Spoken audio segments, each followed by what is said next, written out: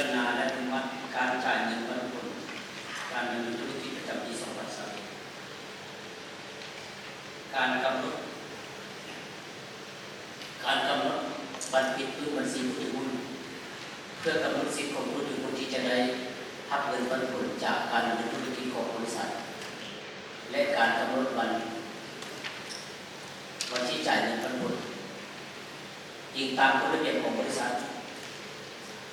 มีนโยบายในการแบ่งปันเงินปันผลและอัตราส่วนคนละ50ส่วนน้อยของกำไรสุทธิภายหลังหักสร้างเป็นคำสั่งออกตามระเบียบการและคำสั่งออกอื่นๆทั้งนี้ในแต่ละปีซึ่งการแบ่งปันเงินปันผลจะขึ้นกับสภาพเศรษฐกิจและแผนการลงทุนต่างๆในอนาคต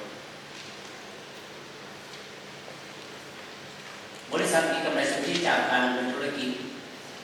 ของบริษัทในปี21เป็นเงินจำนวนทั้งหมด 3.88 ล้านเสนอกองประชุมผู้ถือหุ้นพิจารณาและอนุมัติการจ่ายเงินปันผลจากผลการดำเนินธุรกิจของบริษัทประจำปี21ให้แก่ผู้ถือหุ้นที่มีรายชื่ออยู่ในพื้นบัญชีผู้ถือหุ้นในบัญชีปิดพื้นบัญชีผู้ถือหุ้นเพื่อกำหนดสิทธิของผู้ถือหุ้นในการได้รับเงินปันผลในวันที่22 เมษายน ปี2022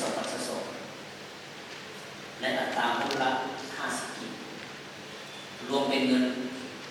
ปันผลจ่ายทั้งหมด 83.96 ล้านและกำหนดจ่ายเงินปันผลในวันที่27 พฤษภาคม ปี2022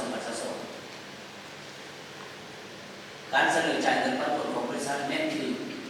ปฏิบัติตามนโยบายการจ่ายเงินปันผลของบริษัทและสภาบริหารได้พิจารณาอย่างละเอียดแล้วเห็นดีให้กองประชุมผู้ถือหุ้นพิจารณาอนุมัติการจ่ายเงินปันผลจากการดำเนินธุรกิจประจำปี2021การกำหนดวันปิดพื้นบัญชีผู้ถือหุ้นเพื่อกำหนดสิทธิของผู้ถือหุ้นที่จะได้รับเงินปันผลจากผลการดำเนินธุรกิจของบริษัทและการกำหนดวันที่จ่ายเงินปันผลดังกล่าวจะขอมอบให้ท่านประธานชี้ครับมีทางใดมีคำถามและจิตหรือว่า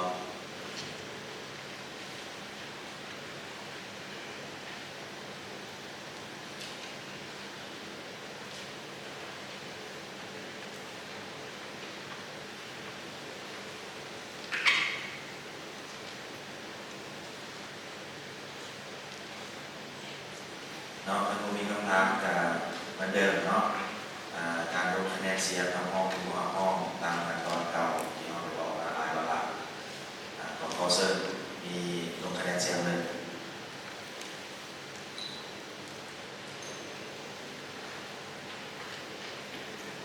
ผู้ใดบ่เอ็มดีและยกบัตรอยู่สูงๆเนาะ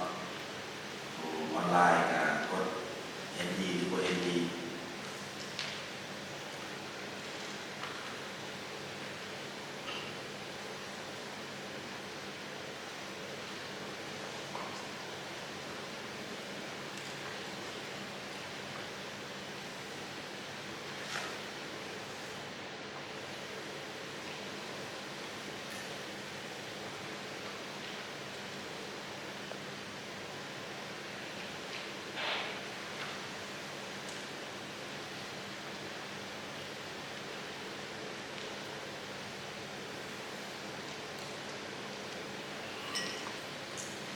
การทำคะแนนเสียงตัวสำเร็จเนาะเราจะประกาศผลการทำคะแนนเสียงดังนี้